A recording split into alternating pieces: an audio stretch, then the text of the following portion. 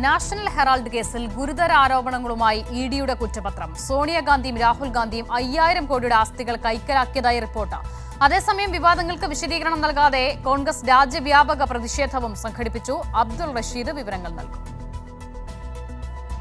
അസദ, national Herald കേസുമായി ബന്ധപ്പെട്ട് കോൺഗ്രസിന്റെ ദേശീയ നേതാക്കളായിട്ടുള്ള സോണിയാഗാന്ധിയും രാഹുൽ ഗാന്ധിക്കുമെതിരെ ഗുരുതരമായിട്ടുള്ള ആരോപണങ്ങളാണ് ഇഡിയുടെ കുറ്റപത്രത്തിൽ പരാമർശിക്കുന്നത്. നേരത്തെ 2000 കോടി രൂപയുമായി ബന്ധപ്പെട്ട ക്രമക്കേടുകളാണ് നടന്നിരുന്നത് എന്നായിരുന്നു റിപ്പോർട്ടുകൾ വന്നിരുന്നത്. അതേസമയം 5000 കോടി വിപണി മൂല്യമുള്ള വസ്തുക്കൾ കൈക്കടത്തിയതുമായി ബന്ധപ്പെട്ട അല്ലെങ്കിൽ കൈയാവകാശം വെച്ചതുമായി ബന്ധപ്പെട്ട കണക്കുകളാണ് ഇപ്പോൾ ഇഡിയുടെ കുറ്റപത്രത്തിൽ പരാമർശിക്കുന്നത്.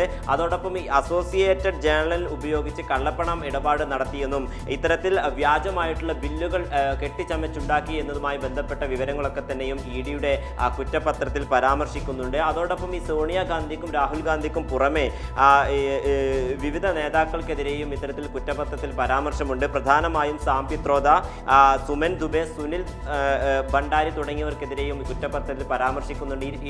ഈ പറഞ്ഞ ആളുകളും ഇത്തരത്തിൽ ക്രമക്കേടുമായി ബന്ധപ്പെട്ടിട്ടുണ്ട് എന്നുള്ളതാണ് ഇഡിയുടെ കുറ്റപത്രത്തിൽ വ്യക്തമാക്കുന്നത്. അതോടൊപ്പം ഈ നാഷണൽ ഹെറാൾഡ് ദിനപത്രത്തിന് ലഭിച്ചിട്ടുള്ള പരസ്യവുമായി ബന്ധപ്പെട്ട ഈ പരസ്യ വരുമാനവുമായി ബന്ധപ്പെട്ട വലിയ ക്രമക്കേടുകൾ നടന്നിട്ടുണ്ട് എന്നുള്ള കാര്യം കൂടി ഇപ്പോൾ ഇഡി വ്യക്തമാക്കുന്നുണ്ട്. എന്തായാലും ദില്ലിയിലെ റോസ് അവന്യൂ കോടതിയിൽ ഇതുമായി ബന്ധപ്പെട്ട തെളിവുകളും നൽകിയിട്ടുണ്ട് എന്നുള്ളതാണ് ഇഡി വ്യക്തമാക്കുന്നത്. അതേസമയം ഈ കേസുമായി ബന്ധപ്പെട്ട് കോൺഗ്രസ് നേതൃത്വം വലിയ പ്രതിരോധത്തിൽ ആയിരിക്കുന്ന ഒരു സാഹചര്യമാണ് ഉള്ളത്. പ്രത്യേകിച്ചും ദേശീയ നേതാക്കൾ തന്നെ ഇത്തരത്തിൽ വലിയ ക്രമക്കേടുകളിൽ ഉൾപ്പെട്ടിരിക്കുന്നത് കോൺഗ്രസ് നേതാക്കളെയും അതോടൊപ്പം പ്രവർത്തകരെയും വലിയ പ്രതിസന്ധിയിലാക്കിയിരിക്കുന്നു എന്നുള്ളതാണ് നമുക്ക് മനസ്സിലാക്കാൻ സാധിക്കുന്നത്. പ്രത്യേകിച്ചും ഇതുമായി ബന്ധപ്പെട്ട ഏതെങ്കിലും തരത്തിലുള്ള വിശദീകരണം നൽകാൻ ദേശീയ തലത്തിലോ അല്ലെങ്കിൽ സംസ്ഥാന തലങ്ങളിലുള്ള കോൺഗ്രസിന്റെ നേതൃത്വം ഇതുവരെയും തയ്യാറാകുന്നില്ല. അതുമായി ബന്ധപ്പെട്ട കാര്യങ്ങളിൽ ഇപ്പോൾ പ്രതികരിക്കുന്നില്ല എന്നുള്ള നിലപാടാണ് ഇപ്പോൾ കോൺഗ്രസിന്റെ ഭാഗത്തു നിന്നും ഉണ്ടാക്കുന്നത്. അതേസമയം ഇത്തരത്തിൽ എൻഫോഴ്സ്മെന്റ് ഡയറക്ടറേറ്റിനെയും അതോടൊപ്പം കേന്ദ്ര ഏജൻസികളെയും അന്വേഷണ ഏജൻസികളെ ദുരുപയോഗം ചെയ്യുകയും രാഷ്ട്രീയ പ്രേരിതമായി കണക്കാക്കിക്കൊണ്ട് തങ്ങൾക്കെതിരെ ഇത്തരത്തിൽ നടപടികൾ സ്വീകരിക്കുകയാണ് BJPയും കേന്ദ്ര സർക്കാരും എന്നുള്ള ഒരു കാര്യമാണ് കോൺഗ്രസ് നേതൃത്വം ഉന്നയിക്കുന്നത്. അതോടൊപ്പം ഇത്തരം ക്രമക്കേടുകളും അതോടൊപ്പം പണമിടപാടുകളും BJP പ്രവർത്തകരും ഇത്തരത്തിൽ ഈ ക്രമക്കേടുകളിൽ പങ്കെടുക്കുന്നുണ്ട്.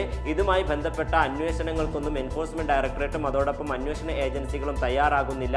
എന്തുകൊണ്ടാണ് ഇത്തരത്തിൽ കോൺഗ്രസിനെയും അതോടൊപ്പം മറ്റു പ്രതിപക്ഷ പാർട്ടികളിലുള്ള നേതാക്കൾക്കെതിരെയും ഇത്തരത്തിലുള്ള നടപടികളുമായി ഇഡിയും അതോടൊപ്പം അന്വേഷണ ഏജൻസികളും മുന്നോട്ട് പോകുന്നത് എന്നുള്ളൊരു ചോദ്യമാണ് കോൺഗ്രസ് അടക്കം ഉന്നയിച്ചിട്ടുള്ളത്. എന്തായാലും ഈ കേസുമായി ബന്ധപ്പെട്ട ഈ തെളിവുകളൊക്കെ തന്നെയും ദില്ലി റോസ് അവന്യൂ കോടതിയിൽ സമർപ്പിച്ചിട്ടുണ്ട്. 25-ാം തീയതി ഇത് പരിഗണിക്കും എന്നുള്ള കാര്യമാണ് കോടതിയും വ്യക്തമാക്കുന്നത്.